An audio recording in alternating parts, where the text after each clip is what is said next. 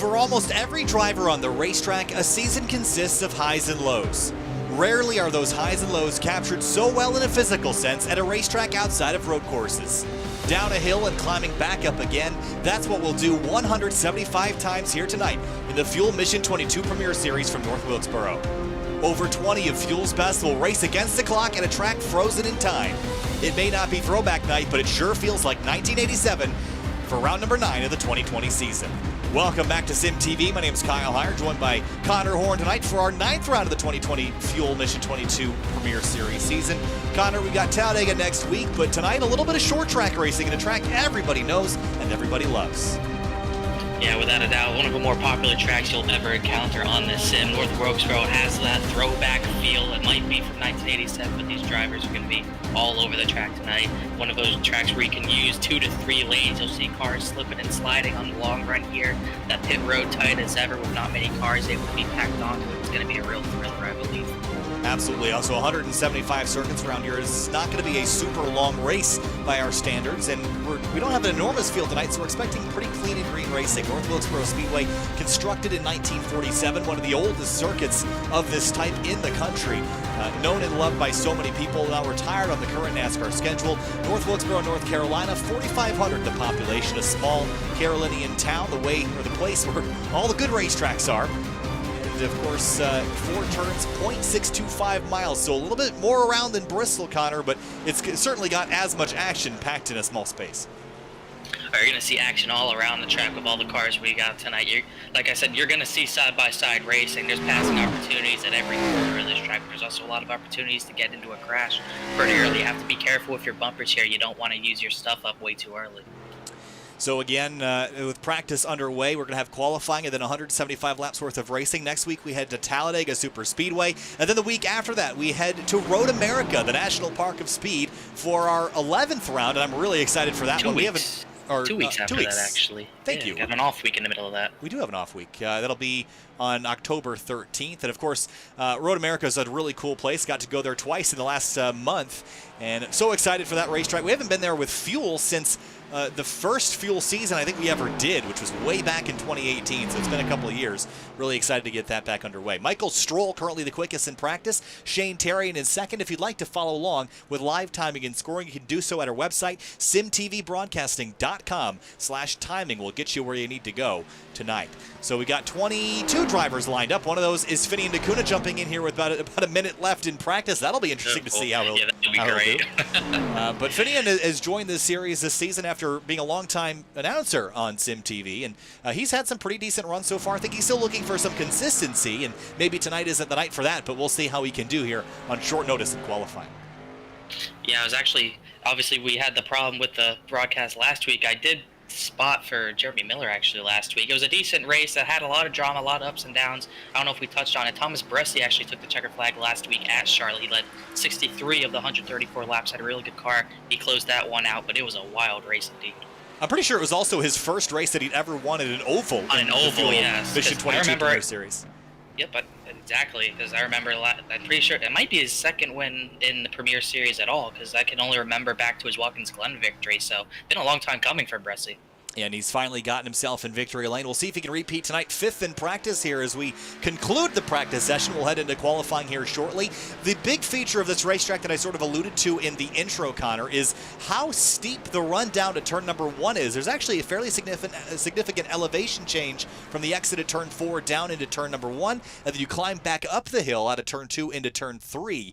So this racetrack, you actually see the fill on the top of your screen here, where there's actually, I don't know, about a 10-11 foot drop from end to end here, which makes this a very unique speedway. I'm not sure it'll have a big impact on the actual racing, but it is certainly cool to look at and to feel when you're on the racetrack.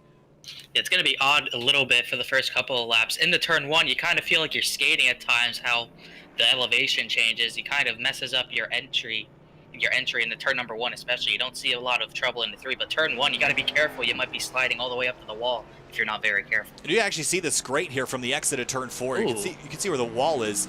If you were to just carry this line straight across, you're going to see how much different the racetrack really is elevation-wise. That's certainly at least the height of another wall that we're descending off into the first corner, so fairly significant. And open qualifying. I think this is a mistake here, Connor, but, well, it'll be interesting.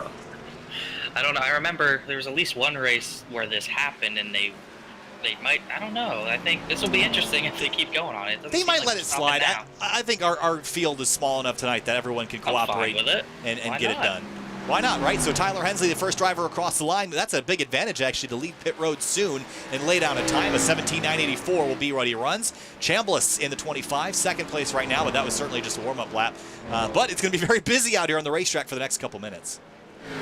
Tyler Hensley shuts it down, trying to see who else is going to come across the line. Looks like Thomas Bressi might be next. Hayden Pistorius just started his lap, as Bressi's going to come across the line. He's also starting his lap. A lot of people just trying to get across the line to just put a lap in. Gary Weaver coming around, trying to see if this is a hot lap. Yes, it is, but it's not actually, no, just a warm-up lap there. Everyone else trying to get another run going here. Will Roberts in the Hardee's number 17. I will admit, I had never been to a Hardee's until I was on the road for one of my SRO races a few months ago, and it's okay. It's not my favorite pick, but it's certainly better than a McDonald's. So cool to see Will Roberts running that livery, and it's getting very busy out there on the racetrack. Thomas Bressi goes straight to the top of the board. RJ Root, that is a gorgeous-looking livery he's got on board this week in the 29 car. Yeah, he paints his own paint schemes, and he does a good job doing it. He has his own templates and whatever, and does a good job. We haven't seen him up at the top of the field most of this season. He's kind of been in some unfortunate situations, hasn't had the pace, but showing some decent pace so far in qualifying. Up there in the top 5 for now. Chambliss actually put himself in the top 5 with an 18 flat.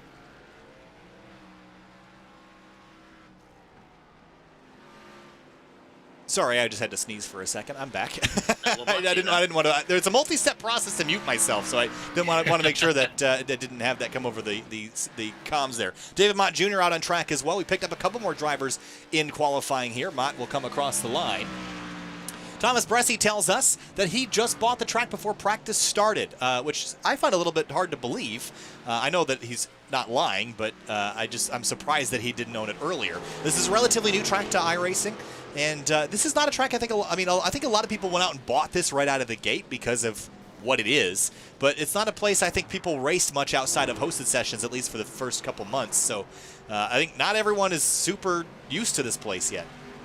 Yeah, I think the first run in the race here is going to be a big learning experience for a lot of these drivers, not having experience in an actual pack racing each other. So I think it'll definitely be a bit of learning. We might see a lot of people trying to sort each other out here at the beginning of this. As Travis McQuiston just went to the top of the board there, a 17.902 beats out Bressi. Yeah, by 18 thousandths of a second, he'll put himself on the top of the board. Riley Thompson is third quick in the Simsa Esports number 56. Ooh. Loving that orange color in the daylight here. Michael Stroll, top of the board, 24 thousandths better than McQuiston. And I forgot to say this. Stroll last week at Charlotte, he had a good run. He was top 5 most of that race. He ended up finishing 5th, but he could have easily gotten a top 3 if things went his way. And he's showing that he is gaining some speed here in the middle part of the season with a 17.8 here, maybe getting a pole. Handful of drivers not making qualifying runs. The bottom 10 or so are not committing to a qualifying effort. John Wilco, David Mott Jr., Christopher Matthews, Calvin Filarski, Rich Jett, Steve Herring, Casey Lakatos, and Finian DeCuna. So the Sim Motorsports cars not making a run for it here. Maybe just start at the back. I'm not sure that I would have done that, Connor. There's not that many cars here. I don't think tonight's going to be much of a bloodbath in terms of short track racing, so I would have qualified. I don't think there's a whole lot of risk to doing that. Yeah, I guess they don't want to be involved in anything that happens in the mid-pack, but I kind of agree with you. I'd rather be closer to the top to try to keep that track position, because with a short race like this, having a track position is going to be important, but they think otherwise. They just don't want to be involved in any wrecks. They don't want to risk being in the mid-pack. 10 seconds left in qualifying. Last drivers across the line, and it will be Michael Stroll on top of the board by 17 thousandths of a second over Shane Terry, who slots himself in second place in the final moments of this one. So, well, I actually forgot it's open, so we might still see someone jump to the top of the board. I'm not sure that anyone out there is on a better lap that will dethrone Michael Stroll. Ooh, Shane Terrian almost tried. He ran a 17.889. Riley Thompson, I believe, just might have ran a 8.95, so they came close, but not quite enough. I think that might be Michael Stroll's, it must be one of his first poles. I don't know if he's ever gotten a pole in fuel before. Well, it's very important tonight that these drivers take advantage of the track position they can get, because this is not an easy place to pass. It's certainly a short track, but it's not necessarily an easy one to handle here. So as we head down to the racetrack, we'll roll through our starting grid and get things underway. In just a moment, let's have a quick look at our weather information.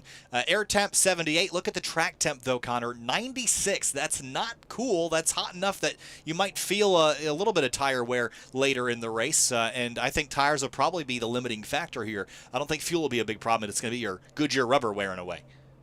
Yeah, you're going to have to know how to keep that right front and that right rear intact. I think we're going to see a lot of sliding out of the turns if we get a long run, so these drivers are going to have to be really careful with their stuff here. So, while we're waiting for the field to get lined up to ready to go racing here, let's roll through our starting lineup here row by row. Connor, on row number 1, Michael Stroll in the number 8, and on his outside in the number 83, Shane Terrian will start second. And I did check. I believe that is Stroll's first pole. As we go to the second row, Riley Thompson and Travis McQuiston, both favorites to win at this short track here. And in that third row, Thomas Bresci, last week's winner, alongside Tyler Hensley, who had a decent run last week. RJ Root up there in 7th on row 4 with Hayden Pistorius. RJ really trying to get something going here. We'll see if he can maybe right some wrongs here and get a top 5 finish here. And on that final row in the top 10, Ryan Chambliss and Will Roberts. And Will Roberts will start in 10th, and that number 17 you see on your screen. And it's Casey Shue, Gary Weaver 11th and 12th. Shue on the inside in the silver 4, Weaver on the outside in the green and black 01. Then Chad Simpson in 13th in the number 42, Daytona winner, alongside Colin Fambro in the number 5. And we got some Sim Motorsports teammates there on that 8th row. Casey Lakatos, Finian D'Acuna.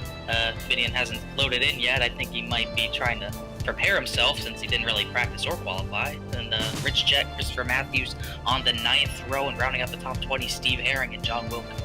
I'll be a little bit disappointed if Finney doesn't get out here just because I want to see him race tonight, but I don't think he's going to make it to grid, and he will not, unfortunately. So Finian D'Acuna will either join later or not run at all tonight. Field ready to roll off for our 2 pace laps here. And as we mentioned, this track with the dive down into turn number 1, this makes this first corner an opportunity. And this is not a wide racetrack by any stretch either, so it's going to get pretty physical out there for sure as we get ready to go racing. Yeah, like I said, these drivers are going to have to be careful. They got to make sure they give each other a lot of room. They're going to be learning a lot about how the track races, especially side by side. I think there's a lot of opportunity for passing, whether it's on the bottom or the top, but these drivers are going to be really careful to not run into each other and just use their fenders and everything up in the first 10 laps or so. So up front again, on the front row, it's the number 8 of Michael Stroll. And the lights will extinguish atop the Chevrolet Silverado pace truck, and we're getting ready to go green for 175 laps from North Wilkesboro Speedway for the Fuel Mission 22 Premier Series. Make sure to subscribe if you're new to Sim TV. We'll be back with you more this season. Our next event, I think, will be Saturday afternoon. Formula I will be heading to their next round along with Outsider Racing League, continuing their championship efforts. Down the back straightaway, Camaro, Supra, Camaro, Mustang, the top 4, and a pair of Camaros, a pair of teammates in that third row. Time to go racing for the 9th time this season in the Fuel Mission 22 Premier Series. Up front, Michael Stroll in the number 8 and the 83 of Shane Terrian. Green flag flies, and we're racing in round number 9 of the 2020 season at North Wilkesboro.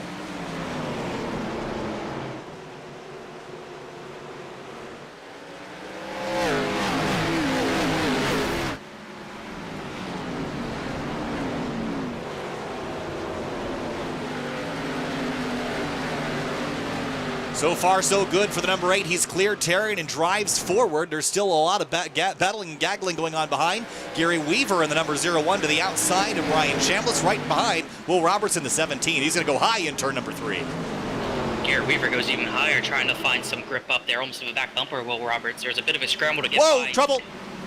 Behind him, the 50 of Lakatos and the 92 of Christopher Matthews around in turn number 4. And Casey Lakatos is going to find himself in the fence. Not sure what happened there. I was about to talk about they got really stacked up when they were going by Finian, who actually came out on track after the grid. Like, Casey's got a lot of front end damage. I wonder what caused this. Well, I think he was just a result of the 92 getting loose, and he was all by himself right here. Gets loose and gets turned, and the 50 just nowhere to go. And he ends up in the inside barrier on the front straightaway.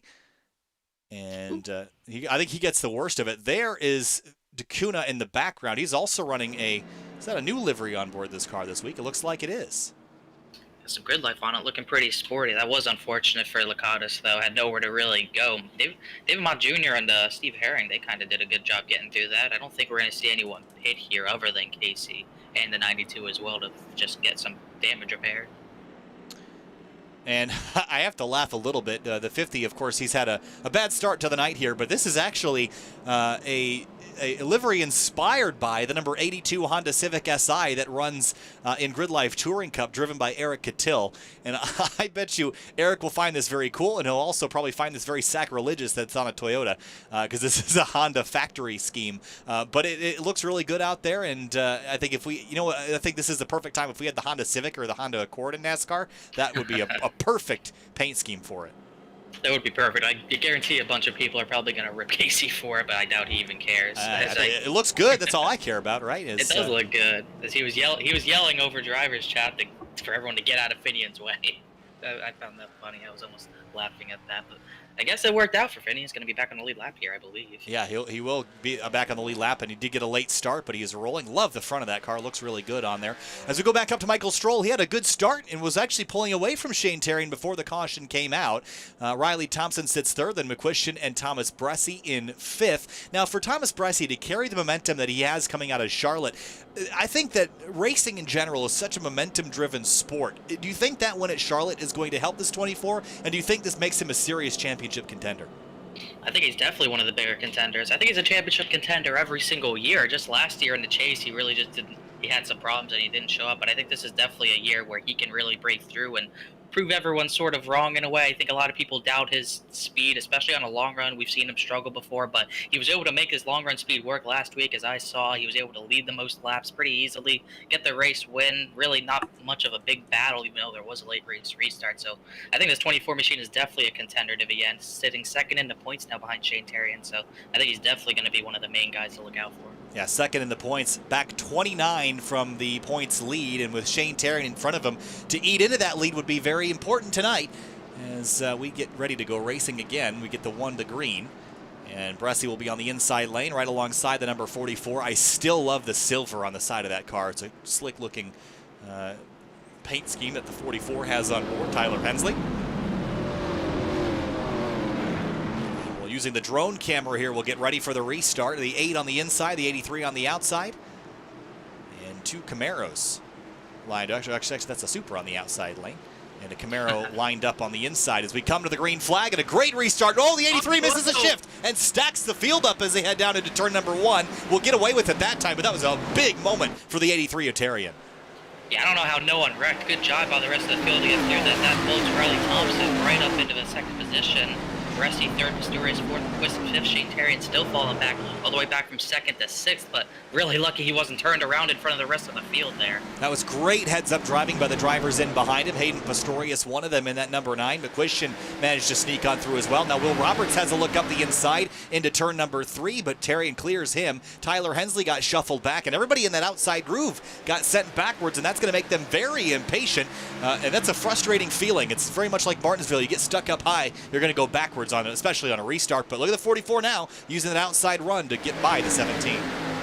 Yeah, if you can stick around the outside lane when you get into turn number 1, it's definitely the preferred lane for passing in turns number 1 and 2, but it's really hard to make it work in 3 and 4. As we got a yellow, and I think one of the leaders might have gone around. No. Oh, yes, it's the 56 of Riley Thompson. It was. And John Wilco also involved. Our second caution of the night is out with the 56. Little bit of damage on that car, not as much as I would have thought, given the circumstances. I think he just spun on his own. Same thing the 92 did. I don't think Riley even hit anything until I think Wilco actually was the only one that hit him. Well, he was going for the race lead, and he was maybe a little bit offline coming out of turn 4.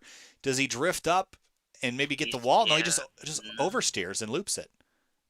Just too much throttle out of a corner. He was able to keep it off the wall. Here comes Wilco, kind of did the same thing, but he saved it, slapped the inside wall, and just really nowhere for him to go, right into the side of Riley Thompson. Yeah, and just tried to lock it down and woe it up, but Thompson got a little bit of damage there. I think both cars will be able to continue without too much drama. What do you think about pit stops here, Connor? Are tires going to be super important tonight, or do you want to stay out as long as you can? Well, the way it's going right now, we're not getting any runs, so I don't see any reason, unless you get damage like the 56 or the 62. There's really no other reason to pit other than being at the back of the pack or having damage. So I think the 8's looking pretty good right now. Although the 56, it looked better on the short run. This 8 car looks really good on the restarts. Yeah, and for Stroll, I think we did see a bit of weakness there in that short run. We saw the 56 putting pressure on him. I'm curious to see if he can get rolling on a longer run and be able to pull away. It looks like Vinny Dacuna's internet has died and he has left the field, unfortunately. So that's unfortunate. But that's how things go sometimes. We saw that last night in the 3-wide race. Alex and Nick Boyd, father-son duo, and sharing the same internet. They both dropped out of the race last night at the same time. So sometimes things don't work out. But we'll see if Vinny will get back in here or if he'll call it a night and go do flight sim or something. He can't pass up his place, and I don't know how he's going to pass that up. He's already a couple laps. He's already going to be a lot of laps down. There might not be a point for him getting back into this one unless he just wants to run some laps. Yeah.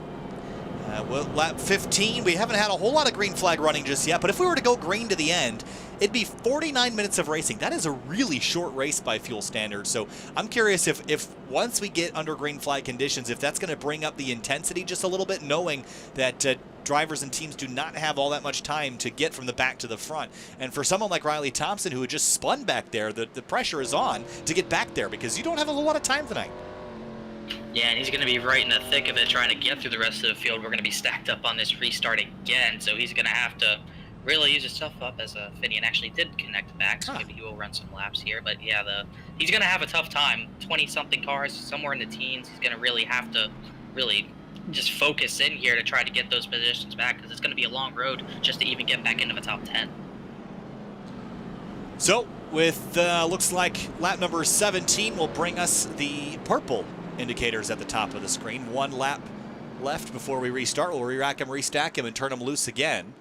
Third time's a charm here. Up front, Michael Stroll, Thomas Bressi now on the outside lane. And this is, again, for Bressi, winning at Charlotte last week, his first win on an oval in this series. The momentum is there for him to climb forward. Now, he needs to keep doing that. To keep the momentum up, you got to have good runs. So don't put yourself in a position tonight where you'll lose that momentum maybe by getting yourself in a wreck, especially early in the race. Yeah, he's got to be really smart here on this start if he wants to go for the lead. He's also got to make sure he goes here. We saw the stack up on the last restart. We'll see if the Bressi can do any better here. The green flag's out. Not as bad as the 83 previously. Pretty good restart. In fact, as he clears the 9 of Hayden Pistorius, Vinny Dacuna right on the track in front of the leaders. This will be awful interesting. He probably will pull out of the way and let them by. In the background, you see the 17 high on the 29 of RJ Root, who's piloted his way up inside the top 10 as Shane Terrian works over McQuistion. Big slide at turn number 4. Yeah, you're going to see those drivers on the inside really get squirrely trying to stay off those drivers on the outside as RJ Root trying to fight on the inside of Will Roberts, but Roberts gets that great launch off the outside out of turn number 2. But Roberts is going to pay the price because he couldn't clear him in turns 3 and 4, so he's going to lose that spot back through. But he does get another great launch as they make contact. Runs into the wall with Roberts. Big crash down in turn number 1. RJ Root turned head on into the concrete. Third caution of the night is out as those two tangled. Yeah, I'm not sure what happened there. I thought RJ might have came up, but Will Roberts, he might have came down. Might have been a little bit of both there, just squeezing each other too hard. Oh, I think Roberts might have just steered off the wall. It's just very tight there. It's hard to put blame on anybody specifically, Connor. Just two guys, not a whole lot of space there in general, and they just ran into each other. But another look from a different angle. The 29 could have given him maybe a little bit more room because it's hard to run a guy that close to the wall and expect him not to have contact. The 17 comes off just the slightest. There's a bit of net code there as well, yeah, I think. The net code's a bit of a problem there, too. Roberts is trying to turn off the wall. He's scared he's going to hit that outside wall, so he's going to try to turn off it. And I don't think he would have hit RJ if it wasn't for that net code. Just unfortunate for pretty much everyone involved there. I just hooked him, and actually, really, the hit wasn't all that bad considering the angle that he hit. He was already pretty close to the wall when the contact was made. Boy, that catches your breath, though, doesn't it? When you get hooked into the wall like that and you weren't expecting it, your heart rate spikes as you get turned off into the fence. So an unfortunate incident for RJ Root, who was having a pretty good night to start, and now he's down on pit lane receiving crash damage repair. Started in 7th, down in 19th now. It's especially gets your heart rate going when you know you're in the front of the entire pack, so he's lucky to not get hit by anyone else there. As John Wilco gets the lucky dog. He stole it from Finian. How rude, but he'll be okay. Well, you mentioned, repair more damage probably and get back. You mentioned not having issues with, cars from back of the pack piling in. We've had 3 cautions so far with a maximum car contact of 2 in these yellows. This field has done an amazing job of not having issues when there's a crash, especially at the front of the field. So everyone's done a really good job tonight in that aspect. We just need to get some green flag laps underway. This is not an easy track to run by any stretch. No, of course not. As we see we've seen 2x2 through the whole field. Everyone's trying to get any track position they can. It's really difficult. You're gonna have some contact here and there. It's just whether it brings out the yellow or not. So this is just a feeling out process for pretty much all these drivers. They're just trying to figure out how hard they can go, how hard they can race each other, and all that. Really just trying to get a groove going here. So Finian has the Grid Life car on his vehicle tonight, and the 50 of Casey Lakatos is running the Grid Life Touring Cup SimTV Toyota Supra. If you don't know what Grid Life Touring Cup is, it's a wheel-to-wheel racing series, just like all the others you're familiar with, except that it's using cars that you can find on the street. If you've liked to see a Corvette race a minivan, race a Mustang, race pretty much anything, a 1976 BMW or Volvo 144, you can watch that in Grid Life Touring Cup. It's a really cool series where everything's balanced on power to weight. And I'm one of the announcers for that series, and you can find all those broadcasts on the Grid Life YouTube channel. Let me tell you, go back to Road Atlanta. Finian and I both commentated those races. I was just at Road America 2 weeks ago. I'll be at Gingerman Raceway not this weekend, but next weekend to call those races there. Will be night racing with neons and some other really cool stuff as well. I'll also be in Indianapolis that same weekend for GT World Challenge America, powered by AWS, for CrowdStrike Racing, calling some action there as well. So make sure that you're keeping an eye on what's going on our Facebook page to stay in touch with everything. As we come back to the restart, lap number 26, Stroll, Bresci, Pistorius, McQuistion. Green flag back in the air. See another good restart there for Bresci. He's actually going to be able to hang on the right rear of Michael Stroll here. He's going to try to get that outside lane go and try to get the run out of turn number 2, a challenge for the lead. Side by side for the top spot. The 24 lunges into turn number 3, going to use the banking to try to grab it, but Stroll clears him now as they exit turn number 4. Bresci powers back up on the outside for position.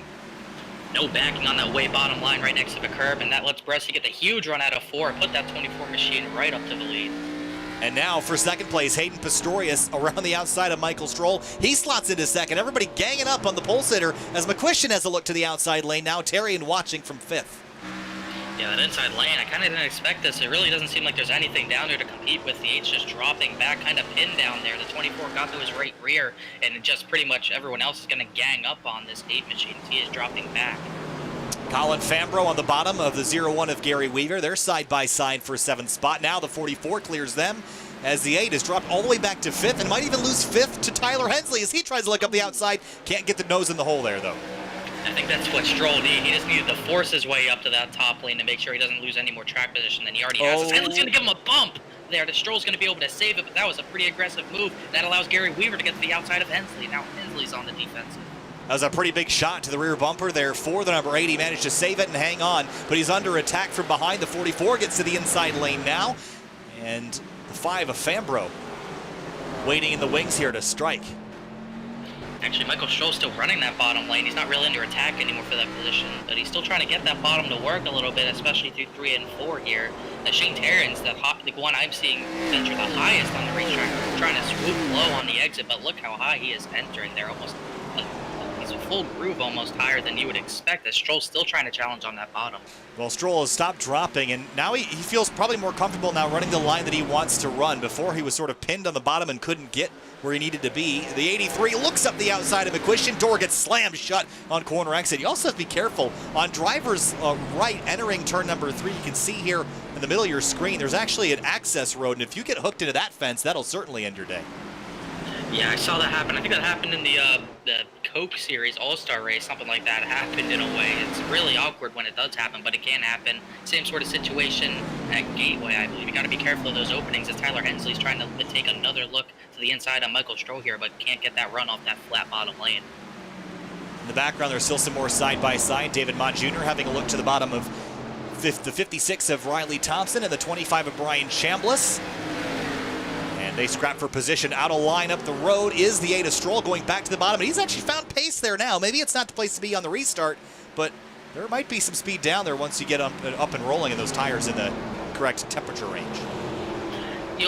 Mott Jr. kind of gave a shot to the 56, shoved Riley Thompson up the track there to get that position. A bit aggressive there, but job done as Thompson's still trying to find a way to get through this field as Cal Filarski gets to the inside of him. Yeah, just taking a look at the replay there. Just a slight touch moves the 56 up out of the groove. And now David Mott Jr. up into 12th. Good run, but he's kind of diving in hard and letting the car slip up the racetrack. For the race lead, Thomas Bresci feeling pressure from Hayden Pistorius.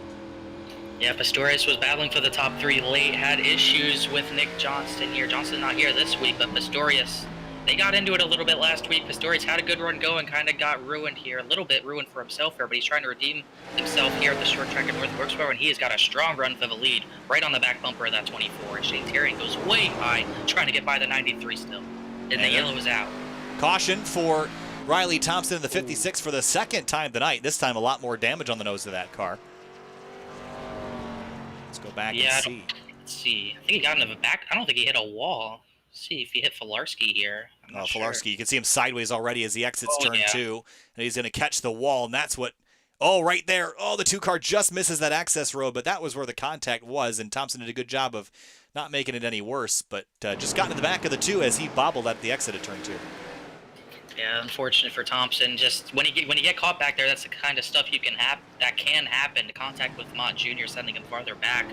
That let Filarski get past Thompson and definitely contributed to this. There's a bit of a long run here. We'll see if anyone bites on new tires.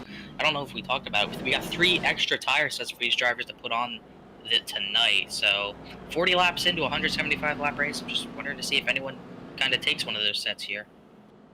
We'll see what the deal is here, see if anybody will hit pit lane. 39 laps in.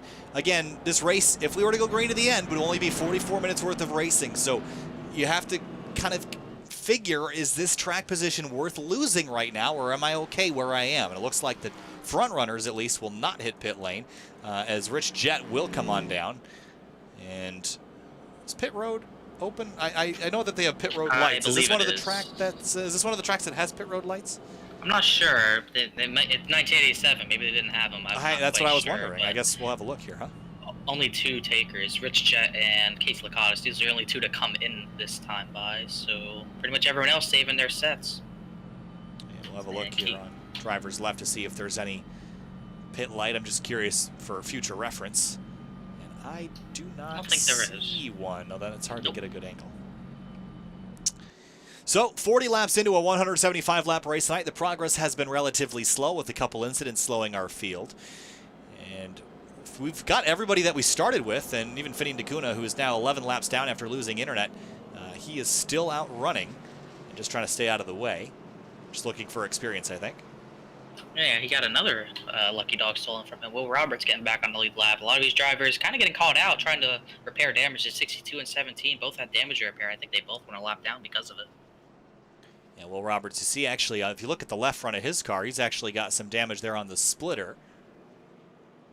And I think the right front, he's also got some damage as well. We'll wait for the car to come around the corner to see that as well. Yeah, he got hit into the wall pretty good after he had contact with the 29, so definitely dinged up both fenders on that machine. There, right front damage is fairly significant, but it shouldn't be affecting the handling of that car all too much. Just won't look as pretty in the shop after they bring it home.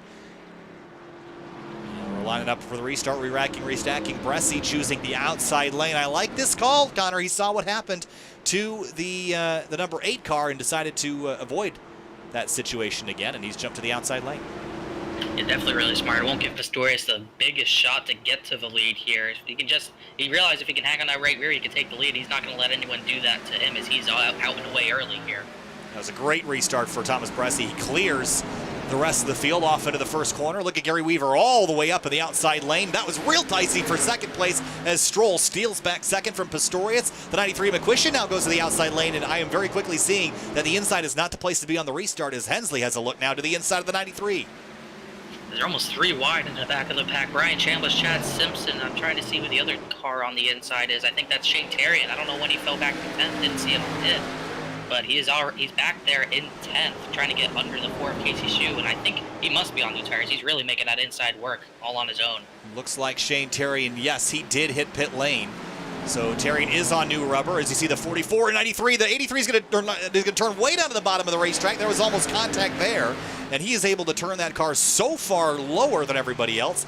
And this is Whoa, Chambliss, and he hit the curb into turn number 3, really stacked things up. He was able to save it, but he killed the curb into turn number 3, really stacked everyone up back there. As I'm still trying to look at Terrian making moves on the inside with those fresh tires, using them to his advantage here. Yeah, I just took a quick look at it. He did definitely get the curbing, and it's getting wild out there. You'd think that everyone would have calmed down after having a couple of yellows, but that doesn't seem to be the case as Terrian goes to second. This call is definitely working out for him as he goes for the race lead down here in turns 1 and 2, and Bressie can do nothing about it. I think the best case scenario would be a quick yellow, but Shane Terrian, maybe he wants a long run, because if this run goes all the way to maybe the end of these tires' lives, he might be able to lap the whole field with how fast he's going around everyone here. Way out in front already, and he's going to build on that gap for sure. Colin Fambro and the 93 of Travis McQuistion, they're door-to-door as Fambro turns hard down, and I think he's another one of those drivers that hit pit lane, and he's going to get by the 9 car and put himself inside the top 5. So tires seem to be the call to make right now. It's track position versus all outright speed, but I like the speed call here this early in the race. Still a long way to go. I'd rather have tires now than not have them.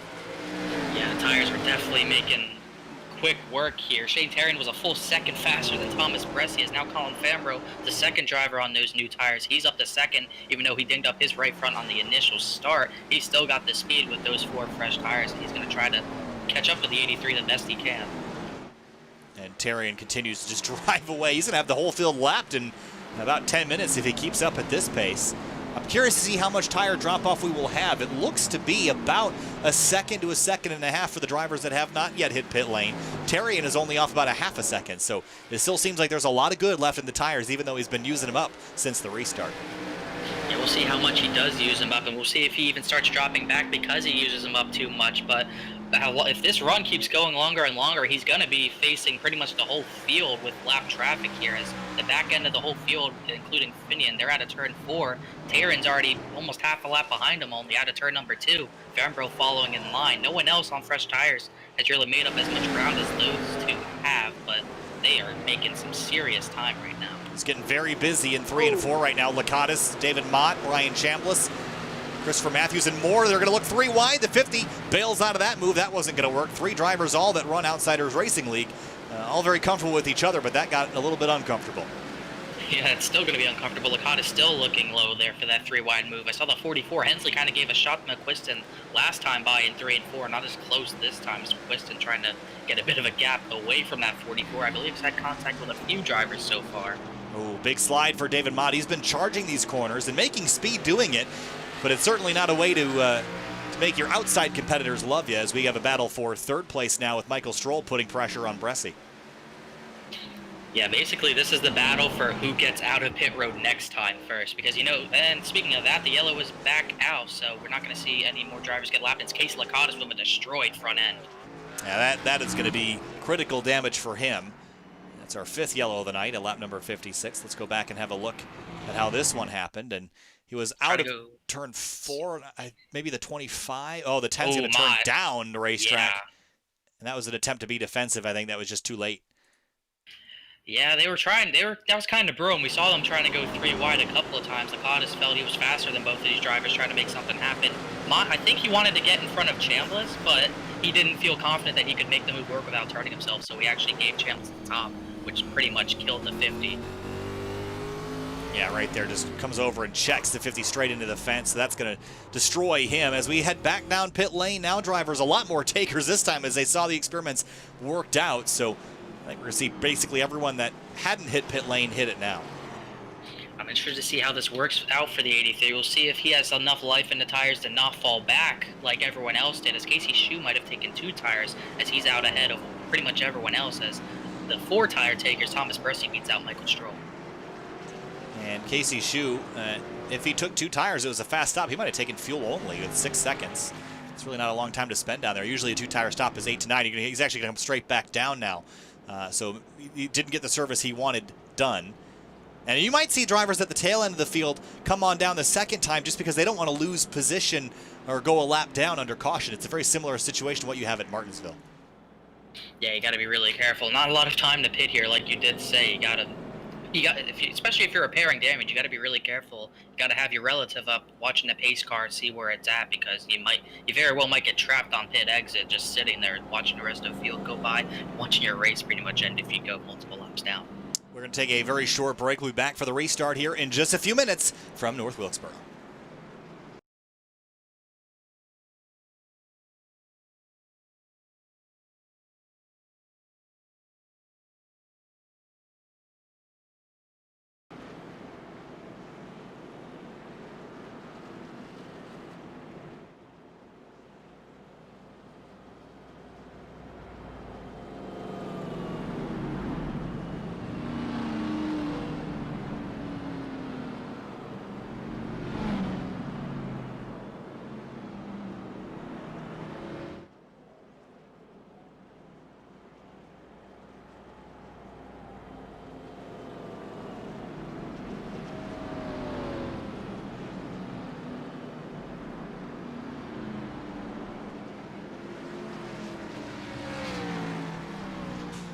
Welcome back live to Sim TV and the Fuel Mission 22 Premier Series from North Wilkesboro, round number 9 of the 2020B season. Shane Terrian is the race leader after a pit strategy call to come on down when everyone else stayed out. Well, the roles have been reversed now. He and Colin Fambro have stayed out on the racetrack. Everyone else has hit pit lane. And with fresh tires and for Mr. Fieldgood's on the 24, who was our race leader prior to that strategy call. We'll see if that works out here. At the restart, at lap number 61, green flag back in the air, racing again from North Wilkesboro. Terrian took the inside there, but he didn't get his right rear turned on by the 5. He was able to get clear, as also Will Roberts is on old tires there in third, but Bresci and Pistorius already around the outside, clear there. And Thomas Bresci trying to maybe get to the inside. They're going to be 3 wide for second here as Fambro slips up the track. Oh, Bresci middle, 3 wide. It looks like Will Roberts way out of shape. Pistorius will drop out of that. Will Roberts, a big slide for him. He'll drop all the way back to 16th spot. It is a hornet's nest out of turn 2. Nobody giving an inch right now. Even after the issues that we've seen so far, it doesn't look like anyone's getting passive as Bresci turns hard at the bottom of the racetrack to get underneath the race leader, and a drag race for the race lead into turn number 1. Bresci will win it now. Tires to the top. Yeah, we're seeing the only way that bottom lane's good on a restart is if you have the fresher tires, as Terrian made it work last time, and not as worn tires. Terrian doesn't have as worn tires as everyone else did last restart against him, but we're seeing even maybe 10, 20 lap fresher tires makes that big of a difference. A Stroll way deep into turn number 1, almost kind of bullies the 83 out of the way there. Hey, there was definitely some contact, and Shane Terrian, remember, was the race leader. He's back to 6th. He's losing spots more than everybody else was when he was on fresh tires. So clearly, having tires is the way to go. Fambro sideways, they touch. The 56 of the 2 car slams the inside wall on the front straightaway, and a huge crash on the front stretch, and a vicious impact for the number 2 Ford. And David Amott Jr., an innocent bystander and all that. You kind of saw that coming, especially when the 5 went sideways like that. Everyone just got way too stacked up trying to avoid that. That was a huge impact on that inside wall. Yeah, it just everybody, the 5 car gets loose, and then the 10 and the 2 get hooked together, and wow, what an impact. The 10 car gets ricocheted across the racetrack. He'll catch the barrier, and look at the, is that Steve Herring that goes right up the middle? Yep. And look at Will Roberts threading the needle between the wall. That was awesome. He could have been involved in that. He just dropped back after not pitting for new tires, so he could have easily been involved in that if he didn't make that business decision to get out of the pack there. Look at that pit, just huge impact. All the whole rear tires up off the ground. Here's what it looks like at full speed. And the 2 car sees this happening and bails to the left, pulls across the nose. Ugh. And then the 17 of Will Roberts right up the outside. Well done by Will Roberts. Ooh, someone did the same move behind him. I think that was John Wilco who actually did the same thing, so he almost got involved in it as well here. We're going to see a lot more drivers trying to get some damage repaired this time. Wilco did a good job slowing down for it as well here. Did do a good job getting slowed down. A little bit of damage from an earlier incident in the day. Bresci out front, Pistorius in second, Tyler Hensley, Michael Stroll, McQuistion. And we'll step away again until the restart.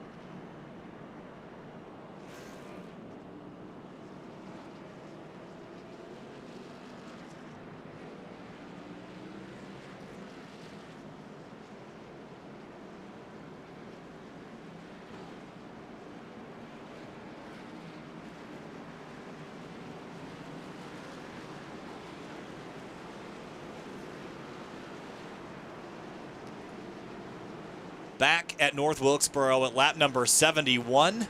Approaching 100 laps to go in the Fuel Mission 22 Premier Series, round number 9 from North Wilkesboro.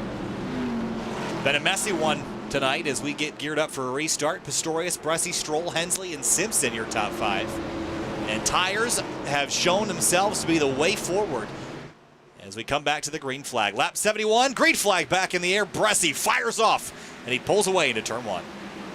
He's switching it up every time. That time he was the leader. He took the inside, and he was able to get away, but Pistorius, a great run off the top. Almost got a little loose, actually. Couldn't get the run he wanted. Bressi's going to be able to keep the lead. Michael Stroll trying to look all the way to the top to get that second position. He went all the way to the wall and almost went through it trying to get by the number 9. Couldn't get it there. He's going to try it again down in 1 and 2.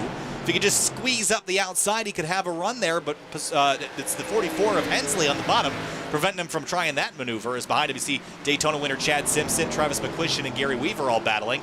Hensley is certainly the mosquito in the ear of the number 9 as they come out of 4. And he's going to be much more involved in this battle for second now, as he's actually trying to push Stroll up the racetrack in 1 and 2 to get that third position away. But Pistorius, a great run off of turn 2, all on the back bumper of Bressi now trying to go for the race lead, but he will not venture down all the way to the bottom.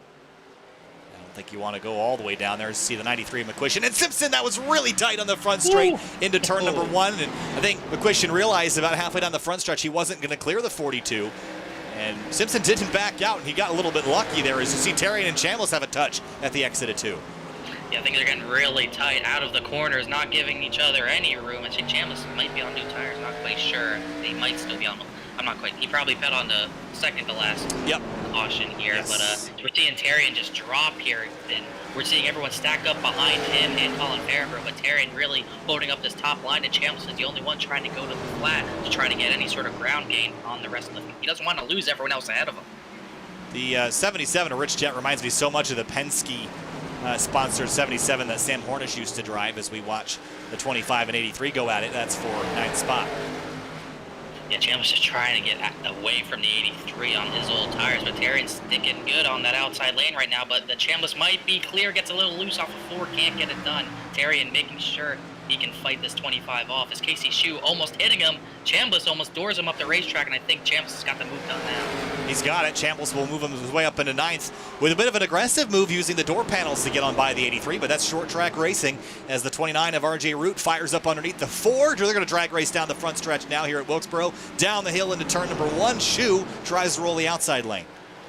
We're starting to see a bit of a, not exactly Talladega or Daytona, but we're seeing a bit of a lead pack form. The top 8, after Shane Terrian was holding up Chambliss for so long, these top 8 kind of got away from each other. Chambliss trying to chase him back down, and everyone's just trying to get by this 83 as Terrian's now pinned on the bottom. It's going to be really difficult for him to fend anyone off here as Casey Shue goes by, and RJ Root's next in line. And speaking of Talladega, that's where we'll be next week, so it's not a great place to settle scores. This is the place. So we're sort of doing this in reverse. Usually you go to the super speedway, then come to a place like this to do all your dumping and crashing. But we're kind of doing it in reverse this time around. So some of these guys you might need to be friends with next week as the 83 and the 77 touch, and Rich Jet will go up the racetrack and loop it as we stay green as we come out of turn number 2.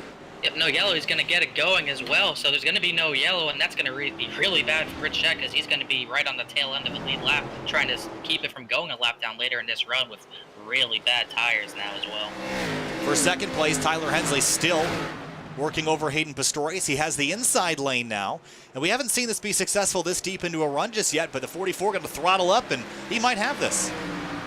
Yeah, we've seen it. The restarts, you do not want to be down there, but it kind of starts working itself in on the longer run. So Hensley's going to try to take advantage of that inside lane coming in. Just can't get the run off the corner that Pistorius can't get, though, and it's letting this battle's letting Thomas Bressi gain a little bit of a gap as they race pretty hard.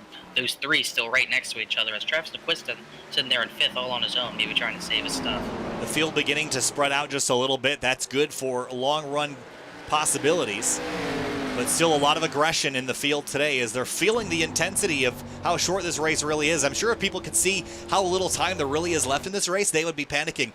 29 minutes if we go green all the way to the end, which you look at the lap counter, Connor, and you wouldn't think that, but there's not that much time left, and it's go time already.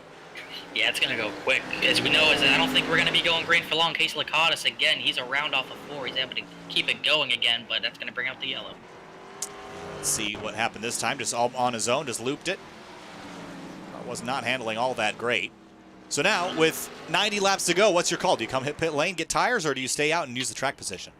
You're going to have to go the last half of the race on one set of tires if you come down. I don't know if anyone really wants to risk that, but we saw how key the tires are.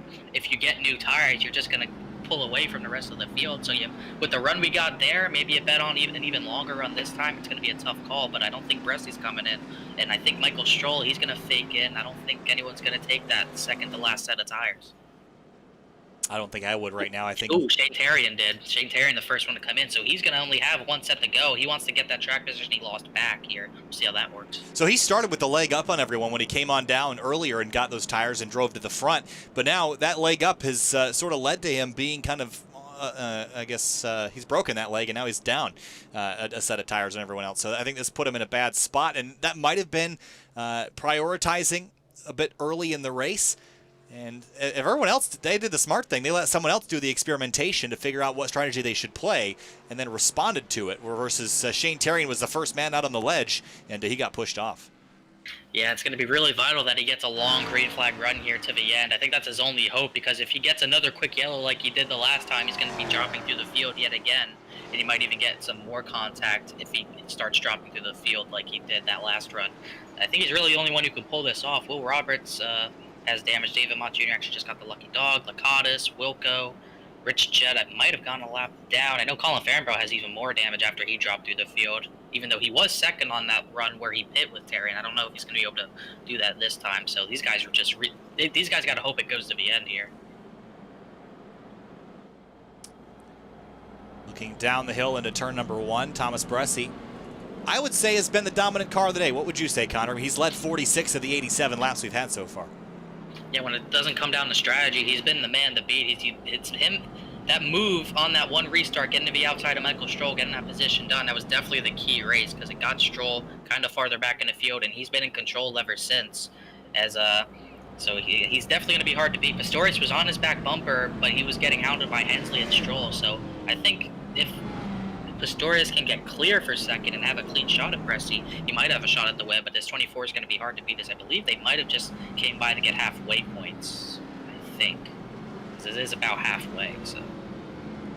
I think you're just about right as we approach lap number 90 as Thomas Bressy will choose the outside lane again for the restart. Seems like that's been the place to be. Pistorius, Stroll, Hensley. Actually, I guess it's Pistorius, Hensley, Stroll, then Travis McQuistion in 5th. Daytona winner Chad Simpson in 6th. Riley Thompson moving his way back forward after a pair of incidents earlier in the night. And we'll come out of turn 4 here in a moment and take the green flag again. And I guess we'll see how this takes us here, Connor. Yeah, we'll see if this goes green. Watching for that 83, see how quickly he gets back to the front this time. Out of turn 4, green flag back in the air. Bressy launches, clears the 9. As they run out into turn 1, watching for the 83 of Shane Terrian. How fast will he climb as we go side by side into turn 2? The 8 car way up the racetrack. He was way up the track because Pistorius kind of had a slide into turn number 1. That panking, that elevation change really got him caught out there, but he was able to save it. He might be able to get clear if Stroll almost turns himself there, but Stroll's going to fight back to that right rear quarter panel. Can't make it stick, though. I think Pistorius is clear. A lot of checkups. See the background. The 83 going to go 3 wide on corner exit, side by side, down the back straightaway into 3 now. 9th, 8th, make it 7th as he goes past the 0-1 and the 56 on corner exit. He is charging forward, but again, down a set of tires. We got a battle for second. And Colin Farnborough trying to follow him on the bottom as well as his battle for second not over yet. Michael Stroll, he likes that bottom lane, trying it again, pulls even with the 9 of Pistorius there, as this is exactly what Bressy wants, the 2 lanes holding up that 83 machine hopefully, as Terrian's already to the back bumper, already inside of Stroll, almost to Stroll as he clears Pistorius for that second position, which is going to give the inside all to the 83 as he's already up to second out of turn number 2. And look at the drive he gets off the exit. He'll drive into second place immediately. Now Thomas Bressy. If you're Bressy, do you fight this right now, Connor, or would you rather just let him go and burn up his stuff? Because you have an advantage over him. You have a tire advantage over him, but he's so much faster, there's no reason to fight him. You're just wearing your own stuff out. You got to hope. If there's a yellow, the 83 is really in trouble, so I don't see a reason for Bressy to fight him as the 83 easily the race lead, as now we got a battle for third, even though it's not going to be much of a battle as Farnborough's making those tires work as well. I thought your comment was very optimistic. If we have a yellow, when we have a yellow. We still got a long way to go As we come out of turn number 2, Will Roberts dealing with the 93 McQuistion. And Roberts will go high to try to carry some momentum around the 44. And Roberts is coming forward. He's on fresher tires as well. And up into 7th he'll go. A big stack up behind, 3 wide. The 50 car gets loose on exit again. He has no front end, but he's not giving up at all. He's got some decent pace still. Maybe it helps to not have a front end. So he's by RJ Root, battling Casey Shue. He also might be on fresh tires just like the others. So with no front end, with a lot of damage, he's going to have to make him work here. Fambro through to 2nd on Thomas Bressi. Different strategies here for these guys as well. And now the 17 to the bottom of Michael Stroll. That would be for 4th. Exactly what we saw in the first truck where the 83 and 5 tried this. They're already 1-2. Bressi's 3rd, trying to stick it out on the older tires as well. Roberts might have a shot at the top 3, possibly. He's going to chase down that 24. As everyone else on no tires is still really stacked up, as Michael Stroll was able to clear and get away from Pistorius, which kind of surprised me, while Tyler Hensley is now fighting Pistorius for that 6th position. If this goes green to the end, this is a very different story. I'm just not confident that we will go green to the end. I'm sure we'll get at least one more caution as Roberts goes through to 3rd. I'm wondering if the caution comes out, will the 83, the 5, will they take their final set, or will they just have to face the consequences? Because it's a really tough decision.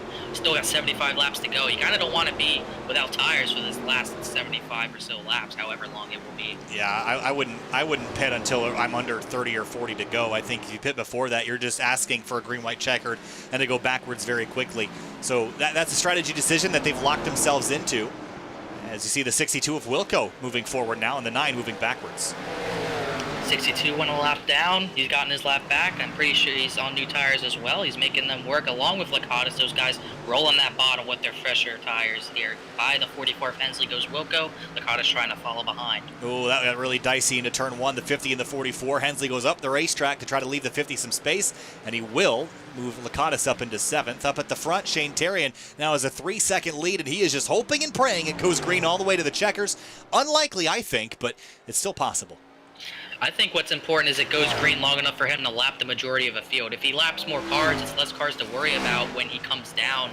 When he either doesn't come down or does come down for that set of tires, it's just less cars to worry about. He really just needs to get to the tail end of the lead lap here to get all these drivers a lap down here. As we're seeing more drivers with fresh tires get to the front. Wilco in the top 5 in case Lakatos is trying to follow him. We only have one driver on the racetrack that's even a lap down. That'd be Finian D'Acuna, who dropped out of internet issues. Nobody has actually gone a lap down on pace alone just yet. We haven't gone green long enough for that to happen. So that'd be unprecedented. And I think as soon as you start mixing lap traffic with lead lap traffic, then you'll get a caution, and that'll stop that progress. So again, for Shane Terrian, I think this strategy is super risky, but it's the bet that he made, and he's going to have to lay in it now. As you see Wilco up inside the top 5, looking for 4th now on Thomas Bressi.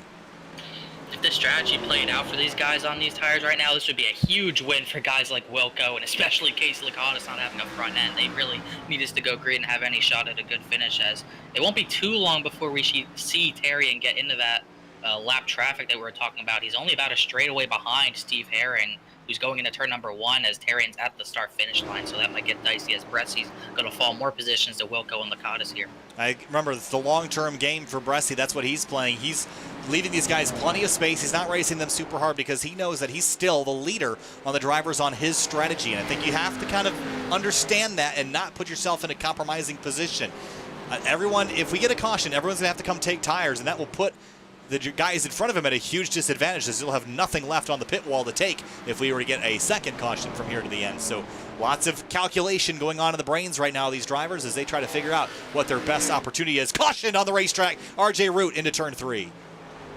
Which is exactly what those guys on new tires did not want. They were already, pretty much everyone on new tires was clear to the top 5. Terrian, Fambro, Roberts, Wilco, Lakatos, all clear. But this caution's going to throw a wrench in the thing. So about 70 laps to go. Do they take their final set? I don't think I will, but they might be in danger of getting lapped if they don't. And here's a look at it. RJ just oversteers a little bit on exit, finds his way, tags the wall here. And the caution actually didn't come out until he pulls back on the racetrack. He was trying to get it righted. I think right here, he's waiting for the track to clear.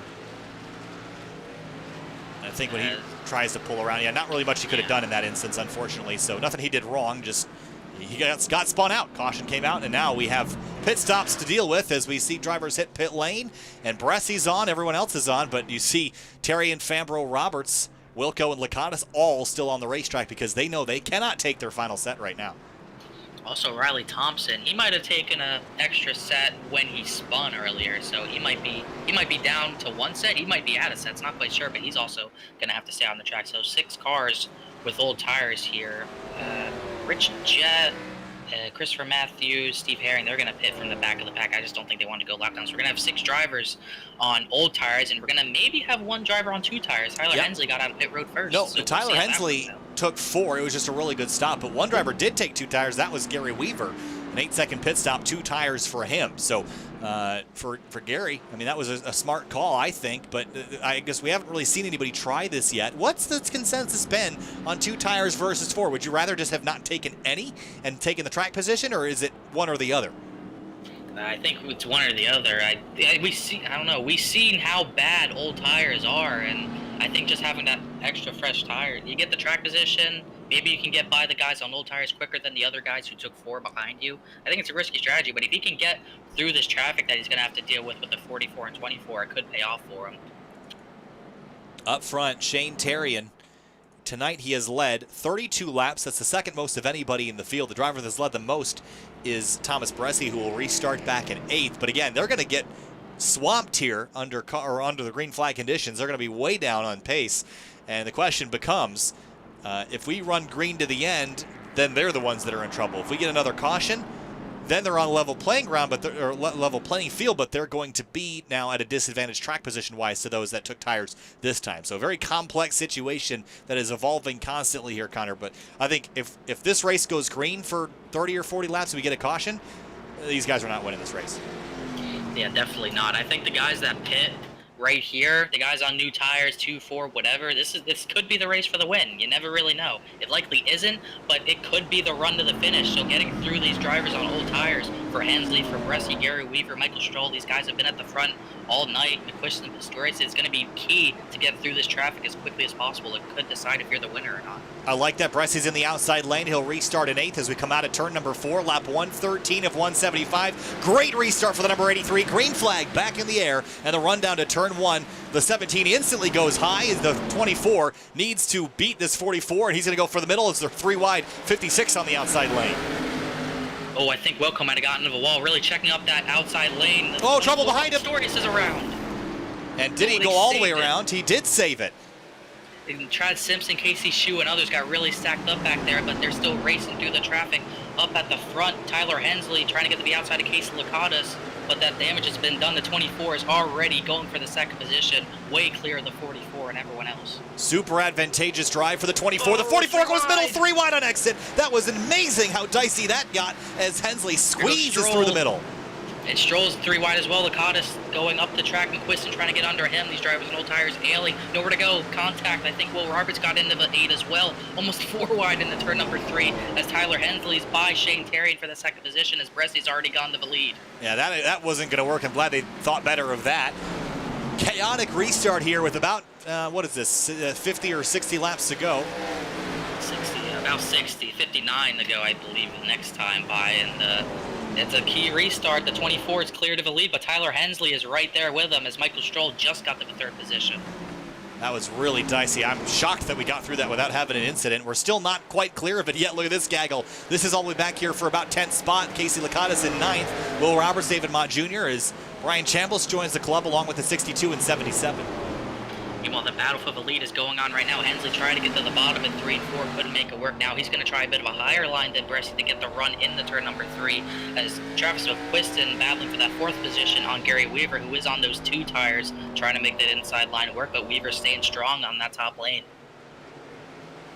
McQuiston in the 93 car uses up the 0-1 just a little bit on exit. Behind them, this is the pack I'm a little bit worried about, is it's getting really racy between cars on different strategies here. The 50 up the middle, the 17 on the outside, 77 on the bottom. 3 wide and just cleared does the 50 over the 17. Yeah, Rich Jet just trying to keep it down there. RJ Root, I think it's Wilco up the racetrack, really struggling on his older tires. Him and Riley Thompson already at the very back of this line, so those drivers are really struggling. The only one still with any sort of track position was Shane Terrian. He's still in 7th. He's got David Mott Jr. who's going to have to deal with Brian Chambliss and others, but the 83 is pretty much the only one who's made this work a little bit so far, as they're still trying to battle for the race lead up at the front. We're doing 3 laps a minute do the math, it's about 17 minutes worth of racing left, and Bresci is out front in command right now. Won at Charlotte for the first time on a road, or on an oval, anything other than a road course, for the first time in his Fuel Mission 22 Premier Series career. Tyler Hensley still looking for a victory, and he's behind his teammate. And while these guys are good buddies, I wouldn't put it past them to use each other up physically to get to back to the stripe. Yeah, I think it's going to be a lot of using each other up. We're coming about to 50 to go in a little bit here, as Hensley's really trying to drive to the back bumper of the 24, and Michael Stroll back there sitting in third, just trying to get up to these two to make something happen, as these guys on new tires really spread out over than these top two. And think of the championship situation here for Shane Terrian. He came in 29 points over Thomas Bresci. Now, certainly it wouldn't completely flip-flop the way that we're running right now, but he would lose a massive chunk of his points lead heading into the most unpredictable track on the circuit. That'd be Talladega next week. So Terrian's got to think about, hey, we're past the halfway point, or at least to the halfway point of the season. I cannot give up that many points tonight. He's got to figure something out real fast. Tonight was not the night to take risks. And he's going to really lose his lead to pretty much everyone in the field. Thomas Bresci, 29 back going into tonight, but then the next closest was Nick Jostin, who was 71 points back, and then Travis McQuiston, who was basically third, 77 points back. So a lot of these drivers who are farther behind in points kind of stacked up behind the top two. They're really going to get back some points here tonight if this goes this way it's been going so far. Gary Weaver and Hayden Pistorius have just traded spots for fifth, moved the 9 car back to P5. And there were 50 laps to go now, as Tyler Hensley is pushing the issue. Off two. Steve Herring's around into the inside guardrail. I don't know if this is going to bring out the yellow. If he backs up, it might be, but he's going to keep it on the inside, backing up onto the track. No yellow yet. Going to get it righted. I think we're going to stay green here. And he'll use the access road to get back rolling again. And, oh, he's trying to keep it off the track. Ooh. And this Just might start it up slowly. I think he's going to get it going, and we're going to stay green. Well done by Steve Herring to be so gentle and cautious with that as we go back to the race lead. It's not the front two I'm watching. I'm keeping an eye on Michael Stroll. He's actually been running some pretty competitive lap times and is gaining a little bit on those race leaders. Yeah, hopefully he's not using his stuff up. It's a shame for the 98. He's having a pretty good recovery so far. He was up to 12th, just got a bit too loose out of 2 there. He's probably going to go 2 laps down soon, but talking about Stroll, he's trying to get something to go. I think he actually lost a bit of time that time by. He's been trying to enter in the middle and use the bottom out of turn number 4. At that time, he tries the middle, but he's really just trying any lane he can to get back to those top 2, as they're still bumper to bumper. And some lap traffic now to deal with. The next driver is going to be Christopher Matthews in the 92. I think right in front of them they had Finney DeCuna. He'll pull over. He's not going to be much of a factor in all this. 45 laps to go this time for Thomas Bresci and Tyler Hensley. Has the track cooled off a little bit? Yes, by 6 degrees. Grip levels coming up, the confidence coming up for drivers for sure. Yeah, definitely going to have more grip to work with. At the same time, those tires are still going to wear out. They're still probably going to be sliding around if their tires keep wearing, even though the track is cooling down. So these drivers are going to have to be careful. They can't go out of their comfort zone too far here, as they really got to make sure they just keep the car under them and as clean as they can keep them. At the exit of turn 4, or turn 2 rather, Hensley tries to close in on teammate Bresci. He's been a hair quicker the last few laps, but once he gets to them, he gets sort of stuck. As the lap traffic might be the opportunity, and the first driver to go a lap down here will be Christopher Matthews. He's sort of running the line that Bresci wants. We'll see if he lets any of them go here. He's still staying right in front of the 24. We'll see if he goes high here. He goes all the way to the wall. He's going to let both these leaders racing for the lead by. So not a factor there. Nothing Hensley could do about that. He's just he might get actually affected on exit, but he's able to still keep a decent pace with that 24. I think he knows as well as we do that although Bresci has been a big factor in all these races this year, he's still prone to wearing those tires out over a long run. So we'll see if Bresci still has anything at the very end of this race. Maybe the 44 can keep his tires under and maybe get a run to the end here. Rich Jett and Brian Chambliss fighting for 9th spot right behind Chad Simpson, who won at Daytona. He led 1 lap and won that race. Since then, he's had trouble finding the success that Daytona told us he would bring, but having a top 10 run tonight would certainly be a good way to get his championship back on track. And having a look, he's only 6th in the points. He gained 4 spots at Charlotte last week, so certainly not a bad season, just not as good as the first round would have led us to believe. But Travis McQuistion also having a pretty good night in 4th place. He is 4th in the standings and will jump up at least another spot tonight with the absent Nicholas Johnston. Michael Stroll up inside 3rd. Again, it seems like the rich are getting richer here tonight, Connor. The guys we thought would run well are running well tonight. Yeah, especially that 8 machine backing up a pretty strong run at Charlotte with another one this week, looking for another top 3. Although he is losing time to those top 2 right now, a little bit of time to them. He's still going to likely walk out of here with the top 5 if things go his way. Really good run so far. I'm looking at the lap traffic that's coming up. Bresci is about to catch most of the drivers who are on those older tires, like Will Roberts, Riley Thompson, Herring, who went around off of 2, John Wilco as well. So we'll see if these drivers get out of the way. I don't know if guys like Riley Thompson are going to really move over for the 24. Keep in mind that Shane Tyrion is leading the points by 29, but he has not won a race yet this season. Byron Daly has won 3. He's missed this round this week. Thomas Bresci has won 1. Nick Johnston 2. And Nick Delicato won a race earlier this season. So Shane Tyrion tonight is going to miss out on another victory. Whoa. He had the pace for it. Sorry, you're talking about Tyrion. He really slid into turn number 1. He is struggling on these old tires. Yeah, what I was going to say is he had the pace to win this race, but the strategy is not going to play out, and that might be what he's missing here. He's got pace. It might just be the strategy that he's losing out on races. He's running, he's had, let's see, we've run 8 starts. He's had 7 top 10s and 4 top 5s, which is really good. But Thomas Bresci has more top 5s, and if this trend continues, we might see Bresci overtake the 83 in the points the next couple weeks. Yeah, this is going to be a big night for Bresci. We've talked about it already, but the more cars he laps, the more laps he leads here. It's just going to be more points for him, basically. He's going to really be trying to get back into this race, maybe be at the top of the points after the regular season as Steve Herring lets him by here. This 24 showing why he is a legit championship threat this season. And he is starting to pull away from Tyler Hensley, who is now beginning to feel pressure from behind from the 8 of Michael Stroll, and Travis McQuistion's not too far behind that. So Hensley's dropped off the pace a little bit from the race leader. Quickest car on the racetrack right now, at least that time by, was actually David Mott Jr. all the way back in 9th spot, but he's a little ways back from having a chance at the lead. Yeah, actually a good run for Mott if he could get a top 10. I believe he might have gotten a top 10 last week. He got 8th last week at Charlotte, trying to go 2 in a row. He's definitely not one of the drivers you expect to see at the very front, but he's able to get a top 10 here and there. He's a really solid driver. Even with the damage on his car, he's able to keep some decent pace here, trying to get to the inside of Rich Jet for the 8th position. Another driver having a really good run in that 77. It's been our longest green flag run. We got the green flag about 10 minutes ago, and it seems like it's been longer than that, but that's the longest we've gone this evening. And that's about 30 laps worth of driving from a restart at lap 116.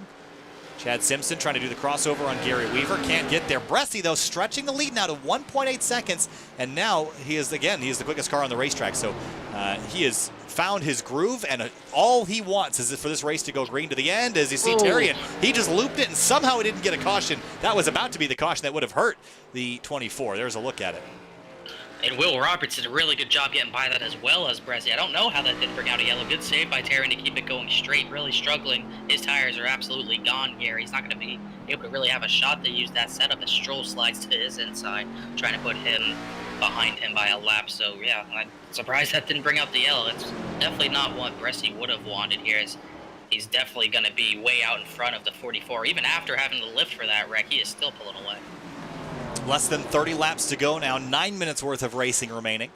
Chad Simpson, Rich Jet having a battle. This is for 7th, and David Mott Jr. joining the club, and Gary Weaver is the one holding up this group right now in 6th. Yeah, they really don't have anything to worry about. They're probably not going to be lapped by the end of this one, pretty much half a lap in front of the leader, but these guys are still scrambling for any positions they can get. 6th on up as Pistorius is pulling away from these guys. Gary Weaver on those 2 tires maybe falling back a little bit, feeling the effects of not having those all 4 fresh tires here. I actually forgot that he had only taken 2. I would say that that's worked out for him pretty well.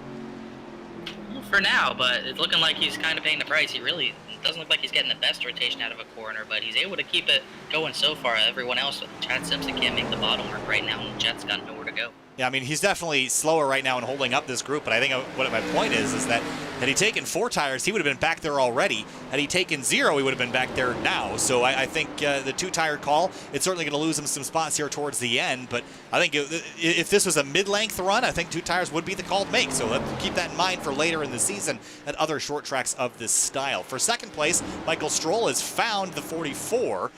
He's not quite there yet. We'll go back to the battle here for about 6th as the 42 makes a hard left down to the bottom of the racetrack.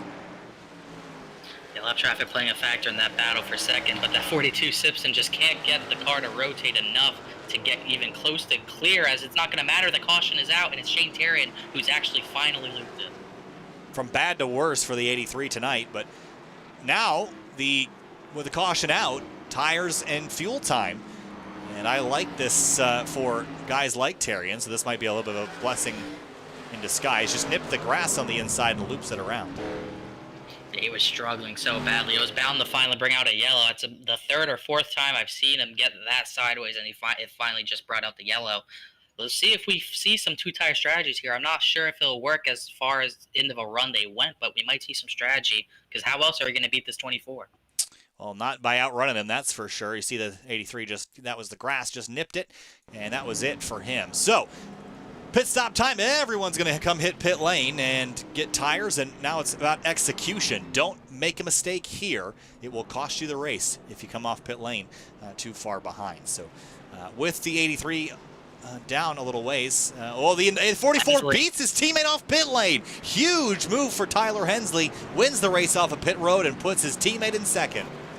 That's the second time we've seen Hensley beat out the 24 on pit road. Trying to see it. No, 24 didn't miss his stall or anything, just a way faster stop again. Like I said, second time that's happened. It didn't work out for Hensley on the last restart when he beat the 24 out, but this time I believe he's still going to have the race lead, so he's definitely going to be in a position to maybe make something happen here. Well, the difference is, have a look at the pit stop time on the bottom left, 14.9 for Thomas Bressi, for Tyler Hensley a 13.8, and that translated to about a full second quicker on the pit lane. So those semi-randomized times will put Bressi behind his teammate. Well, I do think that Bressi's quicker, so maybe there's no need for panic. The only problem is he's going to be put probably on the inside lane for the restart, and that's not going to be where he wants to be. Yeah, when he sees how much slower his time was than Hensley's, he's probably going to be really upset with the service, but that's the way it can go sometimes. It can really just do it to you like that, but it's a big opportunity for Hensley to maybe steal a win away from that 24, as we're going to get 2 to go, I believe, this time by. Look at all these drivers: Riley Thompson, Herring, Wilco, Terry, and all these drivers who don't have a set of tires left. Actually, I believe they do. They might have a set of tires left, but there's only one way back onto the lead lap. For Terry on those old tires, he might be at risk of spinning again with 20 to go here. It's certainly been a frustrating night for the points leader.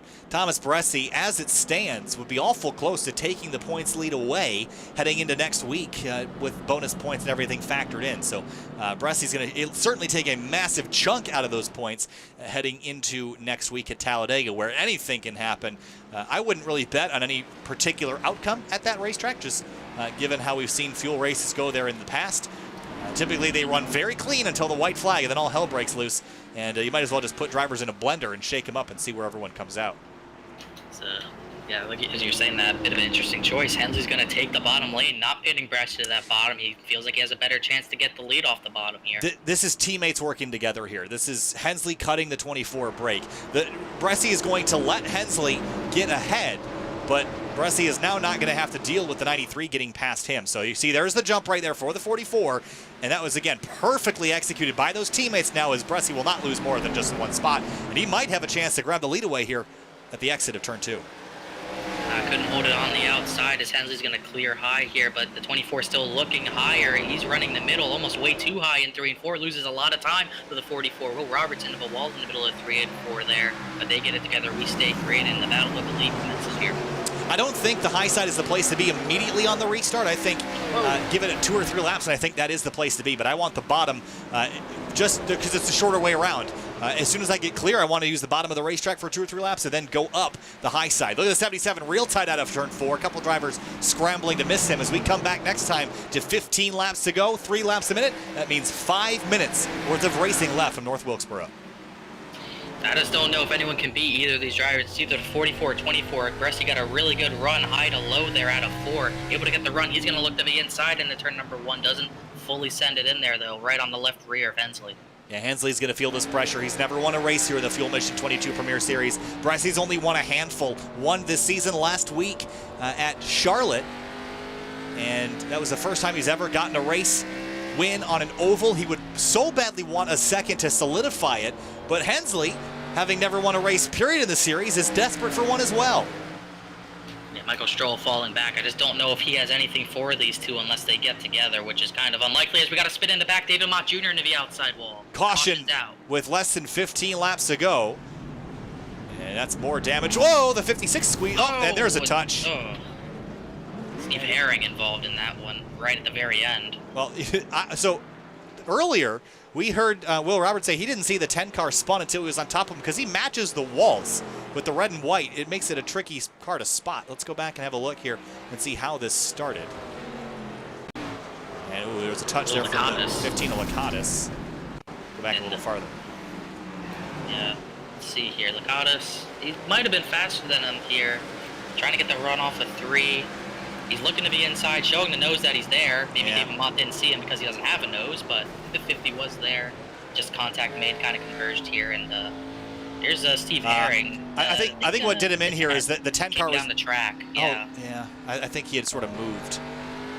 Yeah. Yeah, but like he started coming down the track to kind of get going. Yeah, and right then there. He stopped. Yep, and obviously it's the middle of a corner too, so Herring can't really just turn left and brake. So I don't think Steve did anything wrong there, just bad timing. Riley Thompson kind of hit the wall there, avoiding Mott as well there. So a couple drivers kind of caught out. David tried to get it back going. He probably wanted to get off the track to be out of harm's way, but just bad timing there.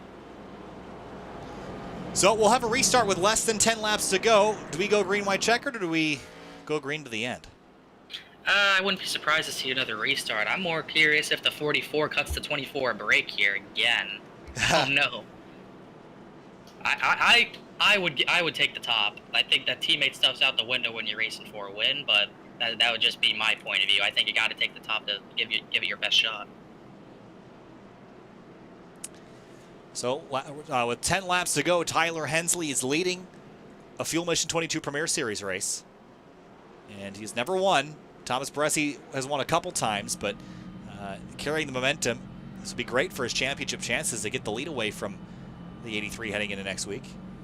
I'll tell you who that worked out for. All those drivers who might have had a set after not pitting on the second or third to last restart, where Shane Terry and all those guys had to stay out. That's big for them because they're able to take their set of tires and might be actually able to do some damage here on this final restart. Shane Terry. Yeah, they might be able to save Terry and get some points taken back in this points fight here, so that could be big for him. These guys up at the front, they have some laps on their tires, and we saw it make a big difference earlier in the race. We'll see how big of a difference it makes for that 83. Well, I think Terry, that was a decent situation for him to be in here as we get the 1 to green. It'll be, what do we got, 8 laps to go this time by, and it's going to be really, really dicey off into turn 1. I don't think we're going to make it green to the end. I think we've seen a lot of aggression tonight, and I think it's going to continue here. Thomas Bressi is 8 laps away from grabbing a second victory on the season. Tyler Hensley is 8 laps away from grabbing his first ever. We come out of turn number 4, 8 laps to go from North Wilkesboro. Teammates side by side. Green flag back in the air from North Wilkesboro. Stroll got a pretty good restart. He's going to be able to maybe take a look to the inside of Bresci, but can't make it stick, although he will clear for third pretty early as they're all scattered all across the track in 1 and 2, but the top 2 are away from everyone else. This is crucial for Bresci to get by as quickly as possible because the caution may come out any moment, so the pressure is mounting as they come out of turn 4, and they're double wide, about 5 rows deep, and now Bresci right to the rear bumper of his teammate. Chad Simpson, Colin Farabro, a lot of drivers involved, a huge crash in 1 and 2. Oh, what a mess. Fambro, the 56 of Riley Thompson, Chad Simpson, Brian Chambliss all turned around. And with 5 laps to go, we'll get our next caution of the evening. Let's have a look. It'll definitely be a green white checkered as well. I don't know what happened there. There's a huge pack. Simpson was there, Chimps and Fambro. Oh, right there. Oh, wow. Right rear to Fambro into Simpson. Nowhere for Thompson to go either. Let's go back. Oh, they're about to hit again there. Oh, Fambro's loose, actually. He got way loose in the turn 1. There was nothing Chambliss could do, really. Yeah, and just all piled into. Look at the Finny DeCuna just squeezing Woo! by on the inside. Keep the car clean, Finian, please. I want to watch this from on board his car, actually. Here's a look. He's right behind this. He's going to see the wreck happening right here. Everyone's all over the place. He's going to have to just slam on the brakes. Nice Barely job. avoids the 25, and Thompson coming down the track. Here's Brian Chambliss is on board. Yeah, nothing he did wrong, just kind of caught up in it. He kind of hit the 5 after. I wonder if it's because he was angry. It might have been a mistake. I doubt he would do that. Yeah, I think that was just a He hit the mistake. brakes. He didn't mean to do that, but it's kind of funny. Definitely just unfortunate. The 5 just had no grip entering. Now look at this, as they came piling up at the exit of turn 2, right into the concrete. Driver's side for the number 5. Wilco, who's having such a good night, he gets involved in it. And then the 56 of Riley Thompson just catapulted into the concrete. Another hit hard, no safer barrier. Wilco through the grass, trying to just minimize the damage here. A lot of these drivers, there was really small incidents pretty much leading up to this, but everything gets crazy when you're going for a better finish here, and that's the big wreck that I was waiting for, and we finally got it. Well, Shane Terrian got through it, and now he's almost knocking on the door of a top 10. So the lead that Bresci was going to chew into the points situation is going to dwindle here, as Terrian will likely grab a couple more spots here on this next restart. I'm trying to see if we get one to green here, which we're not going to, so this will be a green-white checkered. So I thought we might get a natural green-white checker, but nope, it's going to be an official green-white checker, which means Bresci's going to have to go for it here. He doesn't have much time. It's been hard making passes all night, so he's going to have to find a way to do it in 2 laps. Yeah, I just don't see this happening unless he really uproots the 44. I'm also thinking that Hensley's going to stop cutting him a break here. I mean, at some point, Hensley will have to pick. Now, if I'm Tyler Hensley, the only reason why I wouldn't do that is because it's been working for me. Why would I change something that's working? But is it working because Bresci is letting the 44 get that jump? Well, we saw the first time they did this, Bresci almost got to that right rear of Hensley. He just didn't get the drive off of 2. So if he stays on the right rear and gets a better drive off of 2, he's going to be on the outside of Hensley, which will probably give Bresci the better chance at the win. So he's going to pick the bottom again. They ain't broke, don't fix it, just like you said. But if the 24 gets another restart, like he did say against Stroll earlier, if he's able to hang on that right rear, I think it's game over for the 44. 2 laps to go, just over 1.2 miles to designate our Race 9 winner of the season. Bresci's going for his second. Stroll, McQuistion, and Hensley all going for their first of the season. For some of those, the first of their career in this series. Green flag, 2 laps to go. Green-white checkered from North Wilkesboro. A perfect jump for Hensley, but Bresci gets that great drive into turn number 1, trying to get to that right rear. Couldn't do it. He's going to have to figure out some sort of way to maybe rough up his teammate if he's willing to do so. Tyler Hensley through. Cottis is around. Caution's out. We're going to rack him up again. Oh, man. We're so close for Hensley. I'm sure he's kicking himself. I don't know who turned Casey, but he went right around in 3. Have another look here. As they came off into turn number 1, he was on the outside of the 77. Was it Will Roberts potentially? See, Will Roberts is looking under him to the inside. Yeah, right there. Gets in a little bit hot, tags the 50, turns him around. Now he has no bumpers on that machine. I guess I was going to say you don't really need them, but some of the drivers have needed them tonight. So keep in mind, the timing and scoring will now move to the top of the screen as the live intervals stop working at the original checkered flag time. So we are well past that now. So it will only update once every time they cross the line. So just keep that in mind. Tyler Hensley leading this race. Bresci, Stroll, McQuistion, Pistorius. Top 5 has not changed. I'm liking Hensley's chances here, but I think Hensley would rather just get to the end and not have any dramas. Yeah, I'm pretty sure Hensley thought he might have had a 1 there, but no, we're going to have to re-rack him. He's going to have to get that perfect restart again. He got a good jump. It didn't allow the 24 to get to his right rear. He just got to do that 1 or 2 more times, and he's going to probably come home a winner. Yeah, no wins for Hensley this season. And looks like no wins for him before either. Just cross-referencing my stats here to make sure that that's the case. Looks like, at least not in 2020. Yeah, pretty much everyone up at the front is hungry for a win. You think Bresci just won last week, but you know he's still going to be hungry to prove that he is the better oval driver than everyone pretty much thinks he is. He's definitely trying to prove something here this season, as we have seen. Yeah, no wins for Tyler Hensley in this series ever. And he is just 2 laps away. And we said that about 10 laps ago, but that's the nature of green-white checkered finishes. And this racetrack has been a messy one tonight. I don't know how many yells we've had. We've had 12 this evening. Yeah, it's definitely been a rough one. A lot of small incidents other than that one crash in turn number 1 and 2. Pretty much 1, 2, 3 car incidents that have pretty much plagued this race.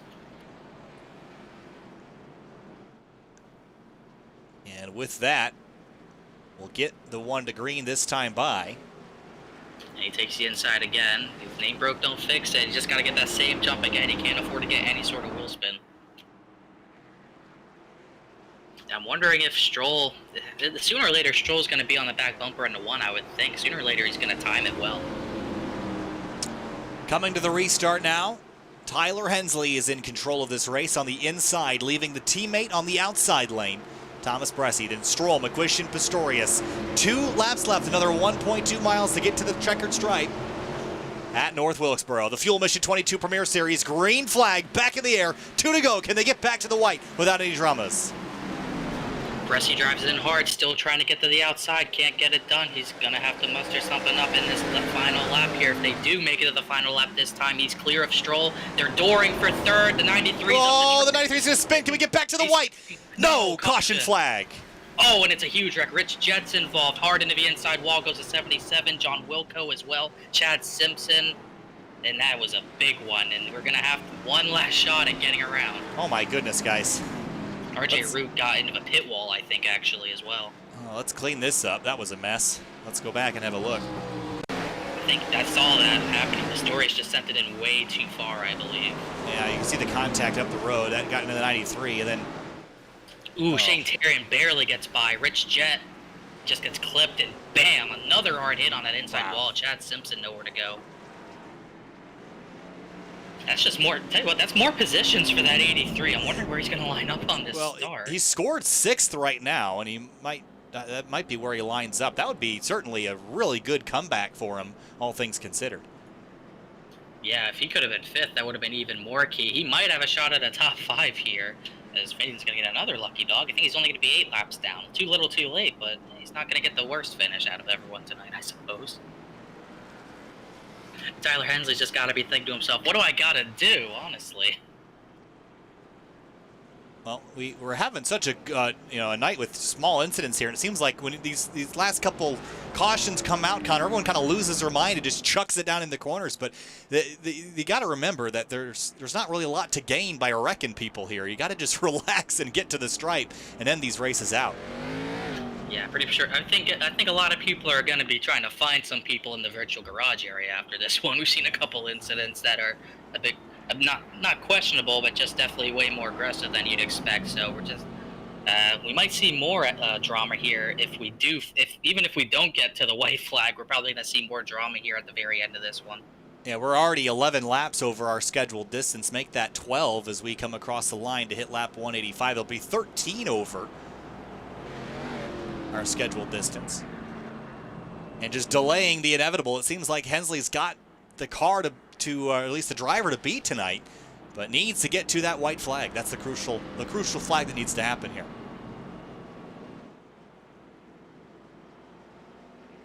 Yeah, we'll see. He's only got to nail the restart one more time. He's done it perfect each and every time, not really getting much wheel spin on that bottom lane, so I'd be shocked if he messed it up at this point, but you never know. Weirder things have happened.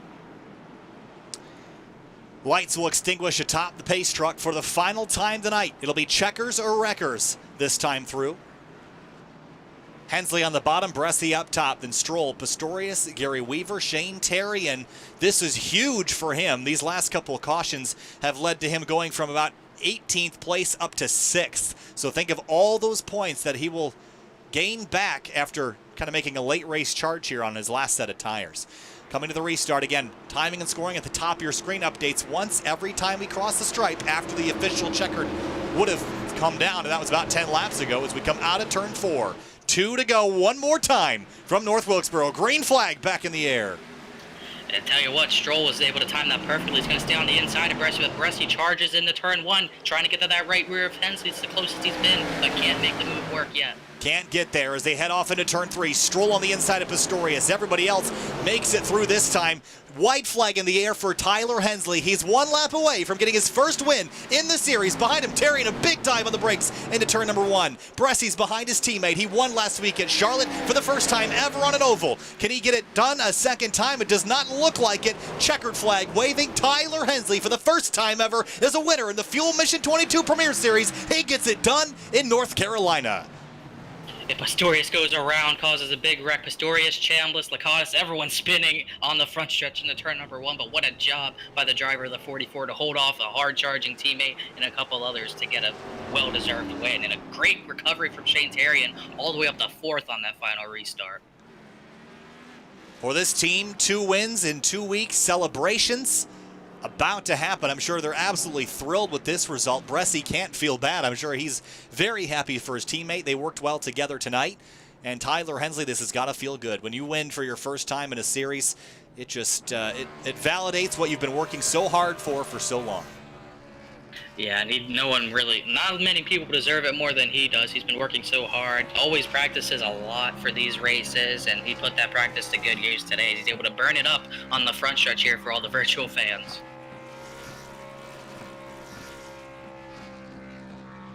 And he knows how to do them burnouts, too. Yeah, he's got it. He's definitely practiced this before as he heads down the straightaway. Look at that.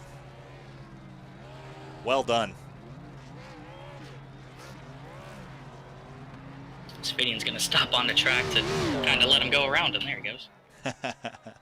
Tyler Hensley will head to victory lane. Let's have a look at our race results. It was a messy one tonight at North Wilkesboro, but Tyler Hensley is the winner. Thomas Bressy second. Michael Stroll, Shane Terrian rebounds to 4th and will make sure that Bressy can't eat into that points lead as much as he was going to. Pistorius, Weaver, Roberts, Matthews, Simpson, and Rich Jett, the rest of your top 10. Yeah, it was a really good recovery. Kind of spawned from the 83 spinning himself, but definitely wasn't on purpose, and it really worked out for the better. All these drivers who really struggled. Lakatos didn't have his front bumper for most of the night, struggled, but he still got 11th. Fambro 12th. Chambliss recovered for a decent 13th place run as Casey Shute and Filarski were involved in incidents pretty early on. They weren't able to finish well. We're going to step away for just a few minutes. We'll be right back with interviews, and we'll talk to Hensley, Bressy, Stroll, and Shane Terrian in just a moment.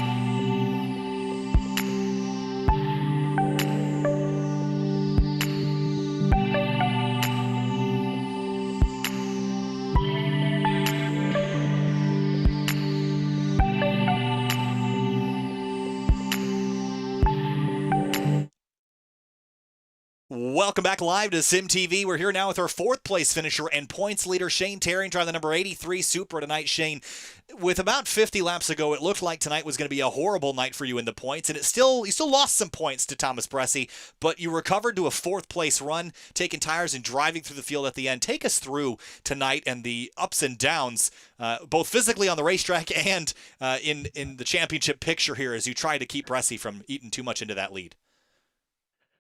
Yeah, this track's hard to pass on, so I just went off sequence for that like lap 40. Took tires. I was hoping we could just go green long enough where I could get back on sequence with him and I'd be the leader, but it didn't work out. And then right before I spun, that run before I spun, I thought about pitting because I had an idea it was going to go green to the end, but then yeah, it could have been really bad. Ended up being really well. I'll take it. I wish we had more laps there at the end rather than green white checkers because I could roll the bottom really well, but just came up short. Well, we head into Talladega next week, which is probably the most unpredictable course on our schedule. Coming out of a track like this where you kind of you put a heel in the wound that was about to happen, Talladega next week, how do you plan to keep that points lead at a place that can be so unforgiving? I'm going to ride the back. I'm probably going to go up probably towards the halfway point, trying to see if I can get stage points, but probably mostly just be in the back. Because Daytona, I finished 6th at Daytona by riding in the back, so we'll see. That's probably going to be trying to do the same plan. So I hope I'll have teammates next week. I don't know where they've been, but I'm going to try and get them there next week to give me a hand. All right, Shane. Hey, nice job tonight. 4th place after starting in 2nd. We'll see you next week at Dega. Thank you. Moving on now to our 3rd place finisher, Michael Stroll, who had a really good run tonight, and the points picture looking pretty good for you as well, Michael. You came into the night 5th. You're going to grab another spot or 2 in the points. Take us through your night and getting a solid top 5 run on your way to Talladega. I had a really good night. I kind of shocked myself getting the pole there. I'm not much of a qualifier, but like you said, good points tonight. It was really tough to pass. I was really trying to hold the bottom, hold the center. I would get a good bite in the middle, but I just couldn't carry the power off. And, this whole strategy with tires, and we had come and go, and some of those restarts were pretty wild. But I get better every week, I feel like, so hopefully this is a good thing coming for me, get down and chase her. Well, it's looking pretty good for you right now. We head to Talladega next week, and then Road America in 3 weeks' time. Tell me about Road America. Is that a track you're looking forward to, or is that maybe one you got circled as one to just try to survive and make it to the end? I enjoy road courses, but I only know the track by watching it on TV, so I'll have to practice a little bit. As long as I can come out with a top 10 and be clean, that's really my goal every week lately. I'll be happy with that and just put my way up in there. I'm pretty sure I'll make the chase. I'm solidly in the top 5 now, so we'll see what happens here. All right, Michael, thanks for talking to us. We'll see you next week at Talladega. Take care. Moving on now to 2nd place finisher Thomas Bressy. He won last week at Charlotte, won his first race ever on an oval here in the Fuel Mission 22 Premier Series. So close to doing a repeat tonight. You got to be happy for your teammate, I'm sure, but a well-fought race. You led a whole bunch of laps. I think you led 92 of the 188 that we ran tonight. So happy overall, or disappointed that you couldn't quite get the win again? Oh, it was great. I mean, I said before we even started, I bought the track like 3 hours before practice started, and the first laps I turned were like 10-15 minutes into practice, so I'll take everything that happened tonight. I'd say that went pretty well. Yeah, it was a good race though. Personally, not a huge fan of the track, having raced on it now, but typical kind of short track. It's just a little tricky to pass, and sometimes track position means a little bit more, but I feel like maybe I could have gotten around Tyler there, but wasn't going to run my teammate. So, and I know it's been a long time since he's gotten a win, so proud of him for getting the job done. Also, shout out to Casey, my other teammate, of course, because he wrecked, but at least he saw the wreck this week, so improvements from New Hampshire. But yeah, good night overall. I'm pretty happy with it. Well, a good night for you, Thomas. We'll look forward to seeing you at Talladega next week, and then a Road America. That's got to be circled on your calendar for October 13th, so good luck at those 2 races. We'll see you next week. Thanks a lot. And moving on now to race winner Tyler Hensley in the number 44 gets one done at North Wilkesboro. How does it feel to be a winner in the Fuel Mission 22 Premier Series, holding off your teammate restart after restart? Take us through what was going in your mind. Oh man, it's awesome. First of all, I've been waiting on this for a long time. Glad we could finally get it done. I didn't think I was going to be able to get around Thomas, but was able to get him off the pit road a few times and just able to hold him off at just enough. Well, it was certainly a really good night for you. You played the strategy right, got ahead of your teammate in the pit lane, then held him off. But next week we head to Talladega. That's a wild card. Road America, sort of the same. Of those 2 races, which one do you think is more of a wild card for you in that 44 discount tire team? More of a wild card for sure is going to be the road course. I we always kind of play the plate races by ear, but I have a love-hate relationship with road courses. I used to love them, now I kind of hate them. So I don't know. We'll see what happens though. Tyler, we want to wish you a huge congratulations on picking up your first win in this series, and it'll launch you forward in the points. Good luck at Talladega next week. We hope we can get to the checkers there, and we'll see you at Road America in 3 weeks' time as well. Yes, sir. Thanks, fellas. Thanks a lot. And that's going to wrap things up here tonight at North Wilkesboro Speedway.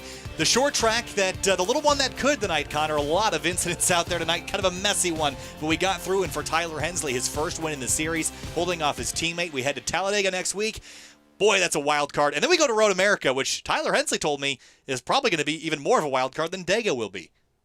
I wouldn't be surprised. A road course can definitely be more unpredictable than a super speedway race at times, but this one, even though it's just a short track, definitely a bit unpredictable as well. We saw some comers and goers on tire strategy with the 83 and the 5 going back and forth on their old tires, but the sure drivers that we saw at the front most of the night, Bresci, the 44, the 8, and the 9, they got their respectable finishes for the most part, and it was a really good job on the 44's part. Tyler Hensley nailing those final restarts every single time, and he was able to come out and kind of steal a win with that pit road incident. Not the pit road incident, but the better pit road speed there. He was able to kind of steal one from his teammate Bresci. That's going to do it for us tonight here on Sim TV. We'll see you next. I think it'll be Saturday. It's going to be a little while until we see you next. It'll be Formula I from the Nürburgring. We'll see you there at noon on Saturday. Thanks so much for watching. We'll see you this weekend. I'm Kyle Heyer here with Connor Horn. Thanks for watching.